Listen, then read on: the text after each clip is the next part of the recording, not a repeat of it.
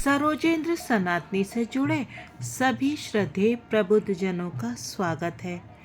हम सुन रहे हैं श्री रामचरितमानस की सुंदर कथा और श्री रामचरितमानस के अयोध्या कांड के पाठ में अभी तक हमने सुना कि भरत जी चित्रकूट आए हैं श्री राम प्रभु को मनाकर वापस अयोध्या ले जाने और उनके साथ अयोध्या की प्रजा, गुरुजन और माताएं भी हैं और वहाँ पर आ पहुँचे हैं जनक जी।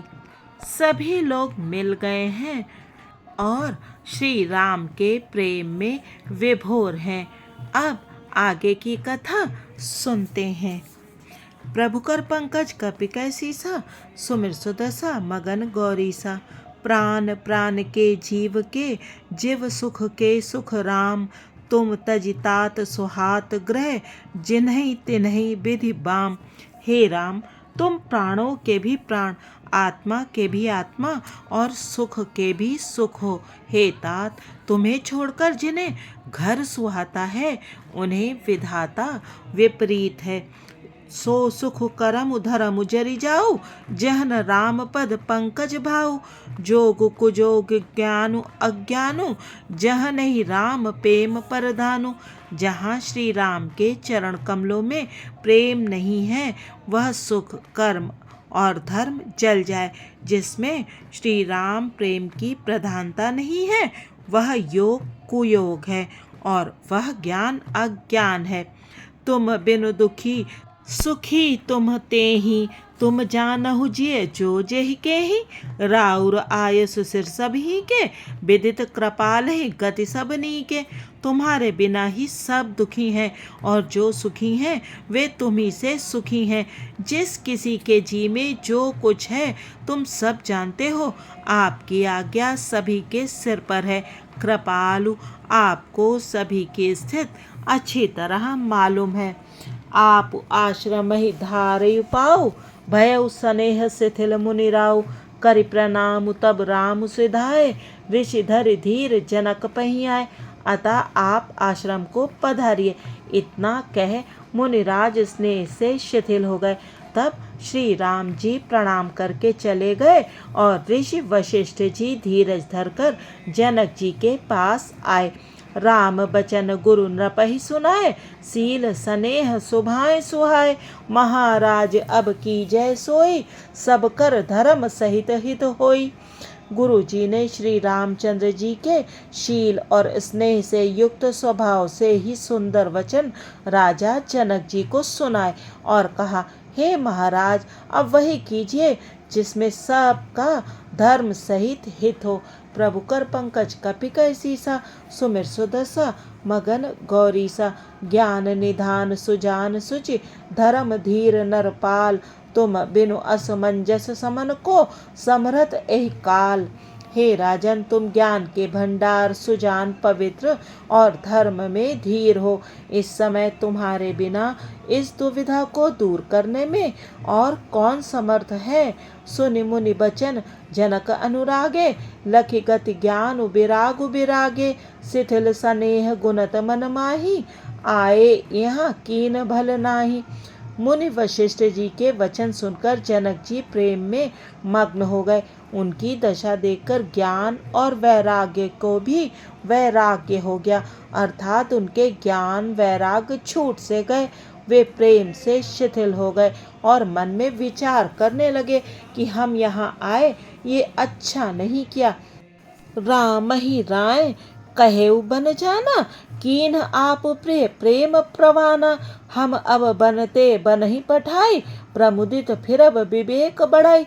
राजा दशरथ जी ने श्री राम जी को वन जाने के लिए कहा और स्वयं अपने प्रिय के प्रेम को प्रमाणित सच्चा कर दिया।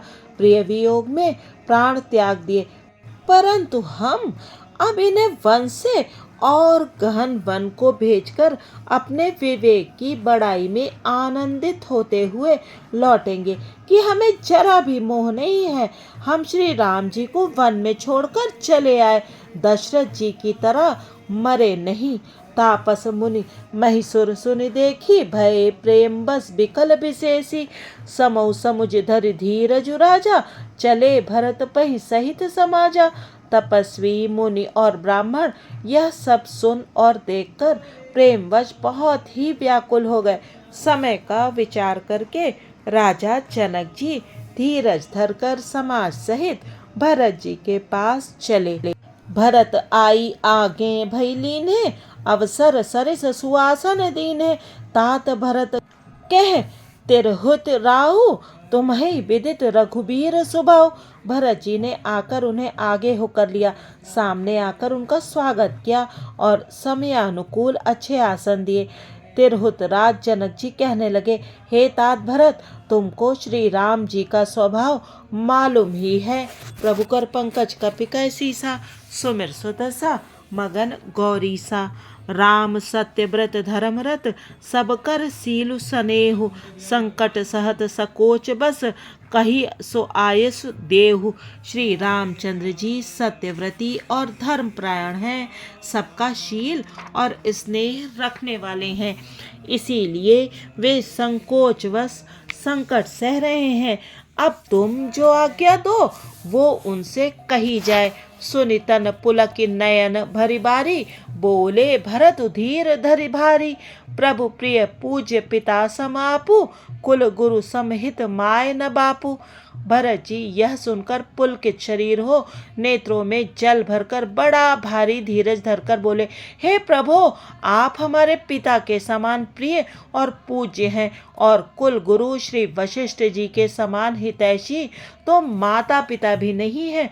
कौशिकादि मुनि सचिव समाजु, ज्ञान अम्बु निधि आपुन आजु। शिशु सेवक आयसु अनुगामी, जानि मोहि सिख देये स्वामी। विश्वामित्र जी आदि मुनियों और मंत्रियों का समाज है और आज के दिन ज्ञान के समुद्र आप भी उपस्थित हैं। हे स्वामी, मुझे अपना बच्चा सेवक और आज्ञा अनुसार चलने वाला समझकर शिक्षा दीजिए। एहि समाज थल बूझब राउर, मौन मलिन मैं बोलब बाउर। छोटे बदन कहूँ बड़ी बाता, क्षमब तात लखि बाम विधाता। इस समाज और पुण्य स्थल में आप जैसे ज्ञानी और पूज्य का पूछना, इस पर यदि मैं मौन रहता हूँ तो मलिन समझा जाऊंगा और बोलना पागलपन होगा। तथापि मैं छोटे मुंह बड़ी बात कहता हूँ। हे तात, विधाता को प्रतिकूल जानकर क्षमा कीजिएगा। आगम निगम प्रसिद्ध पुराना, सेवा धर्म कठिन जगु जाना। स्वामी धर्म स्वार्थ ही विरोधु, बैरु अंध प्रेम ही न प्रबोधु। वेद शास्त्र और पुराणों में प्रसिद्ध है और जगत जानता है कि सेवा धर्म बड़ा कठिन है। स्वामी धर्म में स्वामी के प्रति कर्तव्य पालन में और स्वार्थ में विरोध है। दोनों एक साथ नहीं निभ सकते। वैर अंधा होता है और प्रेम को ज्ञान नहीं रहता। मैं स्वार्थवश कहूँगा या प्रेमवश, दोनों में ही भूल होने का भय है। प्रभु कर पंकज कपि कैसीसा, सुमिर सुदसा मगन गौरीसा। राखि राम रुख धर्म व्रतु, पराधीन मोहि जान। सबके सम्मत सर्वहित, करिय प्रेम पहचान। अतएव मुझे पराधीन जानकर मुझसे न पूछकर श्री रामचंद्र जी के रुख, रुचि, धर्म और सत्य के व्रत को रखते हुए जो सबके सम्मत और सबके लिए हितकारी हो, आप सबका प्रेम पहचान कर वही कीजिए। भरत बचन सुनि देखि सुभाऊ, सहित समाज सराहत राऊ। सुगम अगम मृदु मंजु कठोरे, अरथु अमित अति आखर थोरे।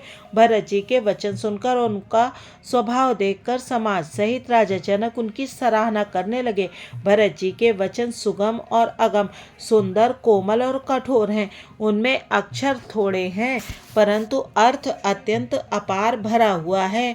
ज्यों मुख मुकर मुकुर निज पानी, गहि न जाई अस अद्भुत बानी। भूप भरत मुनि सहित समाजु, गे जहाँ विबुध कुमुद द्विज राजू।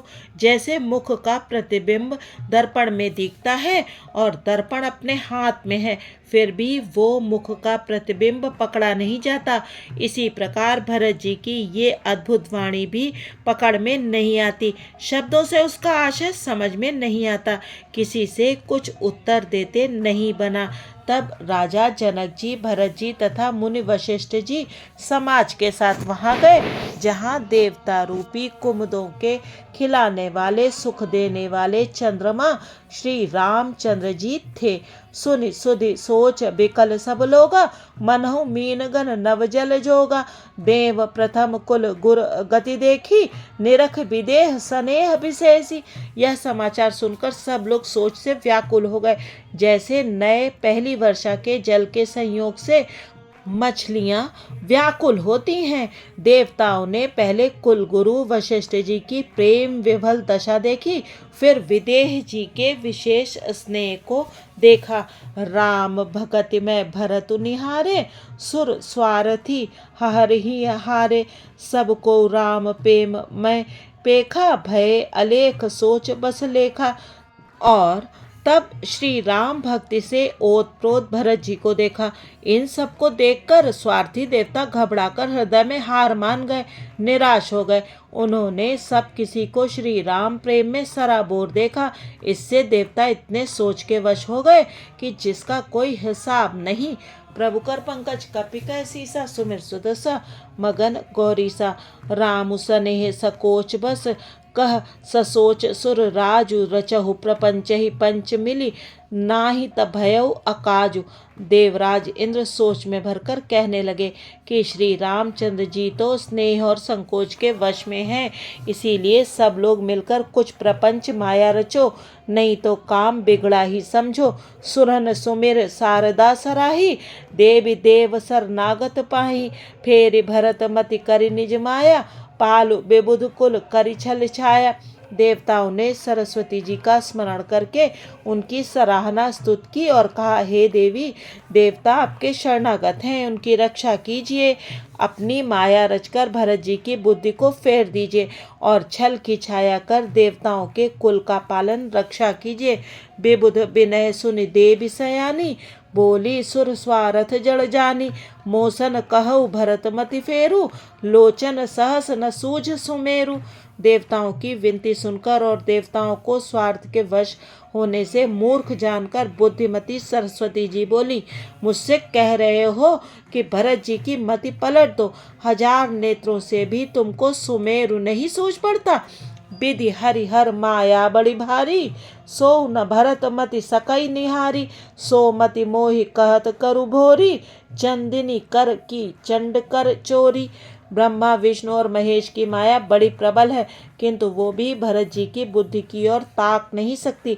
उस बुद्धि को तुम मुझसे कह रहे हो कि भोली कर दो, भुलावे में डाल दो। अरे चांदनी कहीं प्रचंड किरण वाले सूर्य को चुरा सकती है?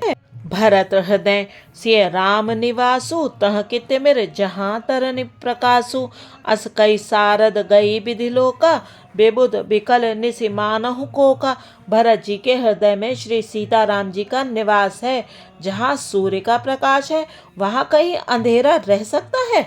ऐसा कहकर सरस्वती जी ब्रह्मलोक को चली गईं। देवता ऐसे व्याकुल हुए जैसे रात्रि में चकवा व्याकुल होता है। प्रभु कर पंकज कपि कह सीसा, सुमिर सुदसा मगन गौरीसा।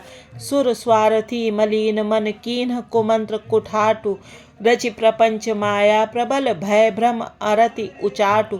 मलिन मन वाले स्वार्थी देवताओं ने बुरी सलाह करके बुरा ठाट षड्यंत्र रचा, प्रबल मायाजाल रचकर भय भ्रम अप्रीति और उच्चाटन फैला दिया।